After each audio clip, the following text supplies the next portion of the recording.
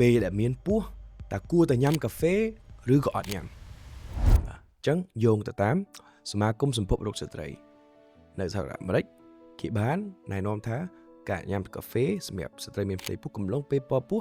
គឺសុវត្ថិភាពប៉ុន្តែត្រូវតែតិចជាង200មីលីក្រាមនៃជាតិកាហ្វេអ៊ីនហ្នឹងក្នុងមួយថ្ងៃ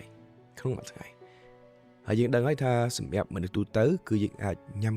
កាហ្វេជាតិកាហ្វេអ៊ីនរហូតដល់400មីលីក្រាមបើគិតជាលេខអញ្ចឹងធ្វើមិនបានដឹងស្រួលទៅបាទគិតទៅលើ espresso មួយ shot តូចហ្នឹងណាបាទមានប្រមាណជា64មីលីក្រាមអញ្ចឹងមានន័យថាយើងអាចទទួលទានជាមួយនឹង ice latte ហ្នឹងហើយដាក់កាហ្វេមួយ shot ទៅសុវត្ថិភាពដល់ឡែកអ្នកខ្លះគាត់ចូលចិត្តកាហ្វេខ្មៅគាត់ទៅគាត់អាចនឹងឆុងលើខ្លួនឯងដែលមិនដឹងបរិមាណច្បាស់លាស់អញ្ចឹងមកគេកាហ្វេខ្មៅមកកៅបឹបប៉ុណ្ណឹងពេលខ្លះយើងអត់ដឹងណាអញ្ចឹងប្រយ័ត្នខ្លួនបន្តិចប្រយ័ត្នថាលើស200មីលីក្រាម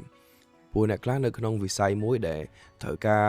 ស្មារតីខ្ពស់ត្រូវការកុំឲ្យខ្លួនឯងងុយគេងអញ្ចឹងពឺតកាហ្វេ